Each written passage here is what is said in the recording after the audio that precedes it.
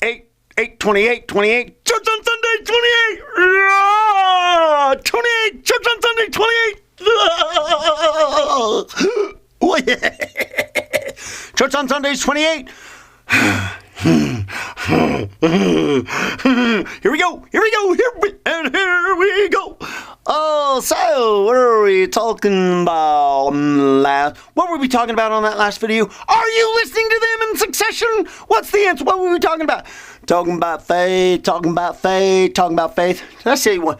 Oh, yeah, one guy, dude. Oh my gosh. Faith is believing and knowing that something's not true. Oh, brother.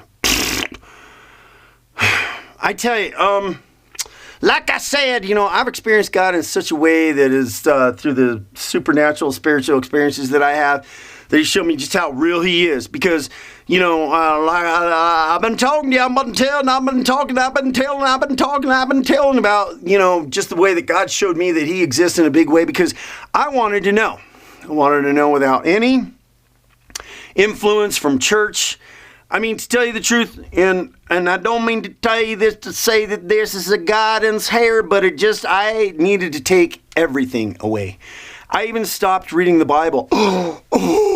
And, there's people out there that would say, oh no, fire and brimstone, oh no. But where's your faith simply in God that He's going to show you, okay? Really, so I stopped. I didn't go to any churches. I stopped reading the Bible for a little while there just because I wanted to know who God was on my own. But, meaning that I didn't go into, because some people think that, it's just having a relationship with God is just pretty much reading the Bible because it's an inherent word of God. And I agree. But then by the same token, we also got to understand that there's a number of that's in there that's edited, and I'd say a good portion of it, the major portion of it is there that's true, but then, here we are trying to converge that we're all God's children and all God's creation and friends. Why can't we all just call Him God? Okay, so here's where I make that connection, okay? And, there's wisdom in a lot of books out there, per se. The Buddhists, there's some wisdom there. I'm sure, I have not done any study of the Muslim book, but I'm sure there's some wisdom there because there's some good Muslims out there too. I mean, we've got a connotation of Muslims in the United States based on some of the radical guys, the radical ones that are out there, but just doing stuff, you radicals. So we've taken into that, but you know what? There's a lot of centered spiritual Muslims that are out there too. So there's some good stuff in their book too, but who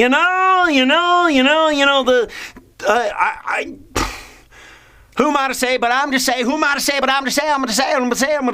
say that the keys to this, pretty much for the most part, going along the way, coming into understanding is, the biggest part is about relationship, straight up.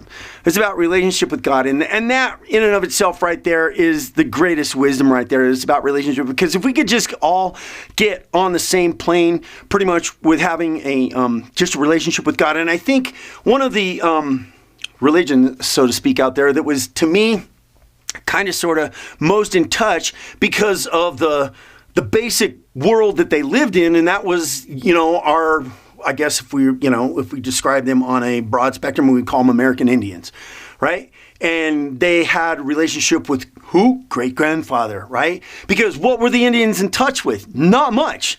Earth, water, their people, animals, think about it. Think about it, what they were in touch with. And then they were in touch with spirit. Okay, so because the power of the Spirit became evident to them, okay, so they called him great-grandfather, which to me, probably one of the purest forms of having a relationship with God started with that one. I haven't really studied a lot of the other religions that are out there, but the majority of them all center around having one spiritual entity or one spiritual being that exists, right? Well, the other person that we need to give credit to, and the key in all this too is the Son of God. And people say, oh, well, that's a Christian thing. No, it's not. It's not, because Jesus was mentioned in many other religions that are out there. And you can check me on this. Jesus' life was one that was documented more than any other. And if we are to just simply describe him right now, don't be offended or nothing. Okay. His life as one of the characters, if you will, on this planet, is one of the people that has his life and his teachings and have been documented more than anybody else in history. More than anybody else in history. Period. Go fact check it. Go see it. I know what you're going to find. Because I already did that one. Yes, I did that. I guess I did.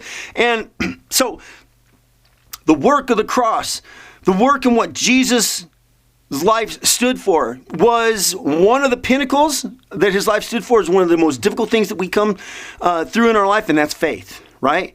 His life was led by faith. Faith in knowing who he was, right?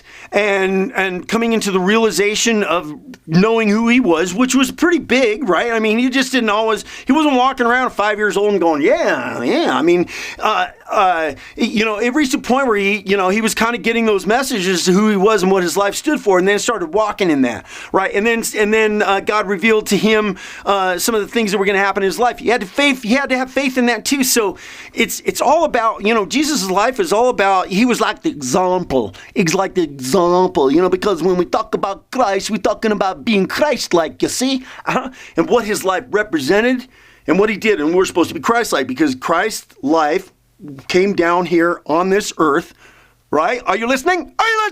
His life has been documented. You can't poo-poo and push that one away. There's evidence there, period. No fringe or blush, because somebody doesn't just get documented as much as his life is, and then somehow it's just something that was created, which I know that there's some unbelievers out there that would say that. Come on. So his life being documented as much as it was brings the realism to the forefront of the fact that he existed and what his life meant, which was the work of the cross and the faith that he had to go through. And he was example. He's example to show us that being sinless, right? Being sinless and living a sinless life, being an example, being the perfect example, being the most purest manifestation of God. Right? Because we are manifestations of God too, you understand? We understand God is the ocean, we are the waves. That's a layman terms way to put it. I don't know, but I think it is.